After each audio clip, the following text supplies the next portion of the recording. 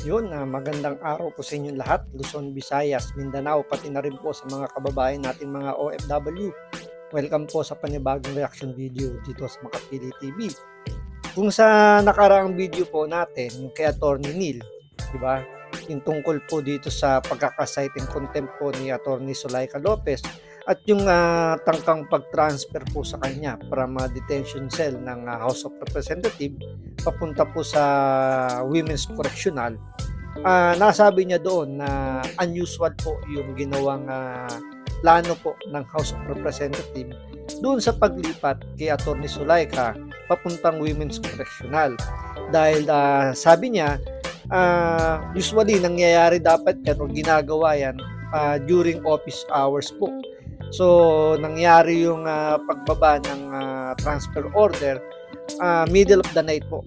So, talagang very unusual po yun dahil lang pinapayagan lang po sa batas ayon po sa aking pagkakaintindi ay yung may mga warrant lamang po.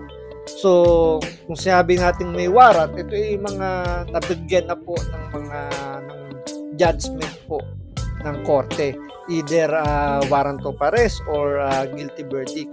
Pero sa punto po na to kasi wala naman pong warrant of arrest or pending cases itong si Atty. Zulaika para i-transfer po sa Women's Correctional. So, naghanap po tayo ng ibang mga legal expert na pwedeng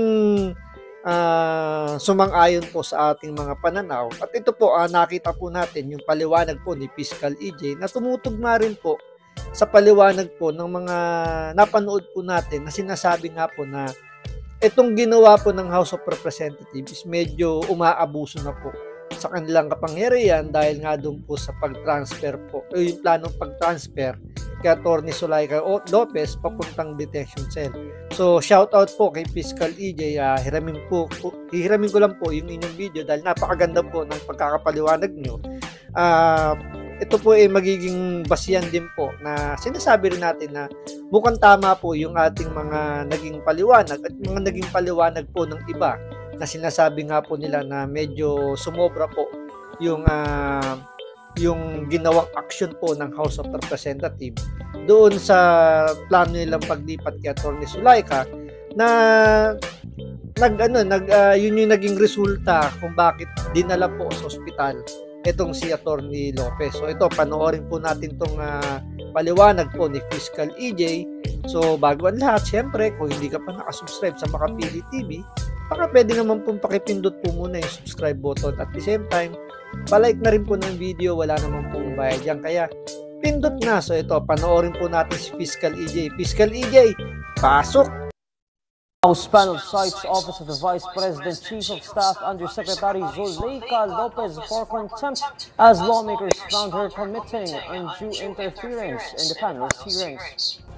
During the House Committee on Good Government and Public Accountability hearing on Wednesday, November 20, ACT Teachers Party List Representative Franz Castro moves to cite Lopez for contempt. Castro cites the OVP officials' letter to the Commission on Audit asking that the agency refrain from giving the House the audit observations on OVP's confidential fund expenses. Castro believes that Lopez and the OVP were ordering COA, which would prevent the House from scrutinizing the office's transactions. Nakalagay dito, no, we are of the position that the subject subpoena should not be complied with. Parang siga-siga ba yung Office of the Vice President na utusan yung OVP, utusan ang COA na hindi kami sundin ang Congress or House of Representatives? Your Honor, Mr. Chair, hindi po siga-siga ang OVP. It is really just a respectful request, Your Honor, for them to consider our position. Panel Chairperson Joel Chu approves the motion after it was duly seconded. Good day po sa lahat. This is Fiscal EJ once again. Tama ba ang order na ilipat ng kulungan si Atty. Lopez from her detention facility in the House of Representatives to the Women's Correctional Facility in Mandaluyong? To answer this question, we have to look into their rules of procedure governing inquiries in aid of legislation, particularly Section 11, which states that contempt of the committee shall be deemed contempt of the House. The person cited in this section may, upon order of the committee, be detained in such place as the chairperson or acting chairperson may designate. Moreover, in its section 12, it states, by a vote of 2/3 of the members present, there being a quorum, those cited under section 11, paragraphs E and F, shall be detained for a period not exceeding 10 days in a place designated by the chairperson or acting chairperson under the custody of the Sergeant at Arms. As you have heard from the video, Attorney Lopez was cited in contempt for undue interference because she allegedly requested the Commission on Audit not to comply with the order of the House of Representatives. As a result, she was ordered detained at the House Detention Facility, and later another order was issued transferring her detention to the Women's Correctional Facility in Mandaluyong. Now, to answer the question I posed earlier, in my opinion, mukhang hindi po valid ang order na i-transfer si Attorney Lopez sa Women's Correctional Facility. Section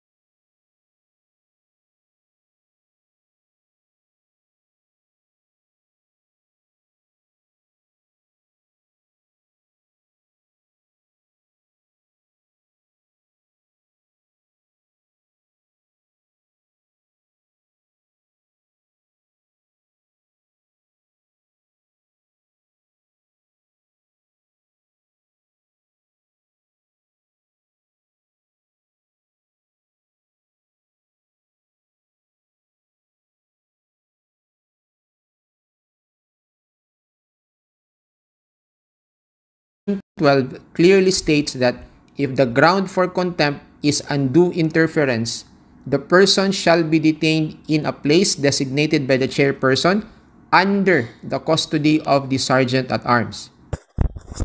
While it is true that the chairperson or acting chairperson can detain the person cited in contempt in such place as he may designate, however, if the ground for contempt is undue interference, the person detained must be under the custody of the House Sergeant at Arms. Pag nilipat po kasi sa Women's Correctional si Attorney Lopez, then she will no longer be under the custody of the House Sergeant at Arms, but will be under the custody of the jail warden of the correctional facility. Malinaw po ang nakasaad sa rules mismo ng House. It cannot violate its own rules of procedure.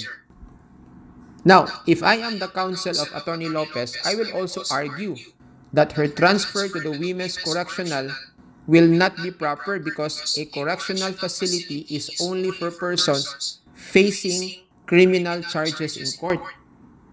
In the case of Attorney Lopez, she is not facing any criminal charge. It is merely a contempt order issued by Congress in order to discipline Attorney Lopez for her alleged contemptuous act. Therefore, her detention is not considered a criminal incarceration, but only as a coercive measure to ensure compliance with congressional processes. So yan lang po ang lesson natin for today. And So yun po, kanina pasensya na medyo nawalan tayo ng volume sa mic, pero yun nga, base na rin po sa sinabi ni Fiscal EJ na dapat yung paglilipatan kasi etong pala yun, sabi kasi ng House of Representatives, ito yung kanina yung nawala ng volume tayo, sabi kasi ng House of Representatives, meron silang kapangyarihan ng kung saan nila gustong dalhin o ipakulong yung kanilang sinasite in contempt. So dito medyo hindi natin napansin yung doon sa binanggit ni Fiscal EJ doon sa section kung saan nakalagay doon na may kapangyarihan yung chairman or chairperson ng committee na yon kung saan niya gustong dalhin. Pero dapat with the kumbaga nasa pangangalaga ng Sergeant of Arms. So malinaw na malinaw po dito, aside dun sa unusual na nga yung oras ng pagta-transfer kay Atty. Zulaika Lopez, hindi na yung pagdadala nila, hindi na yung saklaw ng Sergeant of Arms ng House of Representatives. Kasi kapag women's correctional na, pag dinala doon, is under na yun ng ng mga jail warden, ng BJMP. So alam naman natin kapag BJMP is under na yan ng DOJ. At isa pa, yung mga dinadala doon, sabi nga ni Fiscal EJ, yung mga taong may kinakaharap na criminal charges. Ito yung mga merong warrant of arrest, meron ng guilty verdict, or may mga pending cases. So sa kalagayan po ni Atty. Zulaika Lopez, hindi naman siya kriminal. Wala naman siyang warrant, wala rin siyang pending cases. So bakit kailangan siyang dalhin doon sa women's correctional?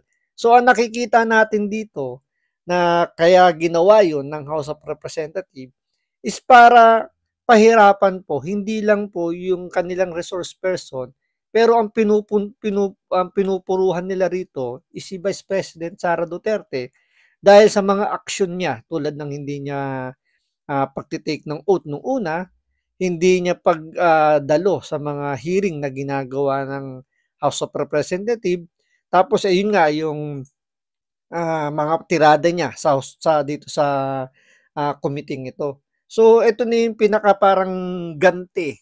Parang yun ang lumalabas, yun po yung opinion natin.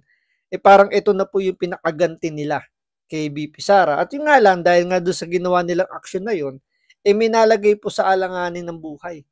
Dahil doon sa ginawa nilang pag-transfer ng this oras ng gabi kay Atty. Zulaika Lopez, muntik na po siyang, alam nyo, na mapunta sa alanganin sitwasyon dahil nga nagkaroon siya ng panic attack.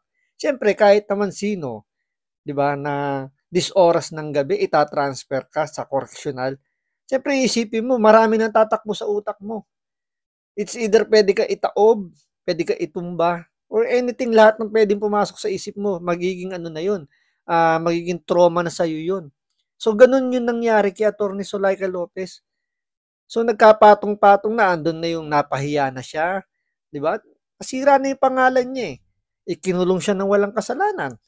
Naging maayos naman yung kanyang pagpapaliwanag, very respectful siya, umattend siya ng hearing ng House of Representatives, tapos ang ending, ipakukulong lang siya, tapos gusto siyang dalhin sa women's correctional. So talagang na yun, medyo umabuso na po talaga yung House of Representatives. Kaya nga ang huling balita natin, medyo umayos na yung pakiramdam ni Atty. Lopez at siya na mismo yung magpapile po ng petition sa Supreme Court para questionin po at yung ginawang hatol sa kanya ng House of Representatives na dapat naman talaga. Sabi nga dito nila, di ba, na talagang ang korte na po yung kailangang pumagitna na dahil sa usaping legal na to dahil nga korte lang naman po ang pwedeng magbigay ng hatol kung guilty or not guilty or umaabuso na po ang House of Representatives. So yun lang po sa ngayon dahil dinidinig pa rin pa naman po yung issue na yan. So antayin po natin yung mga susunod na magiging hakbang po ng House of Representatives at ng Office of the Vice President. So maraming salamat sa panonood. Ingat po kayo lagi. God bless.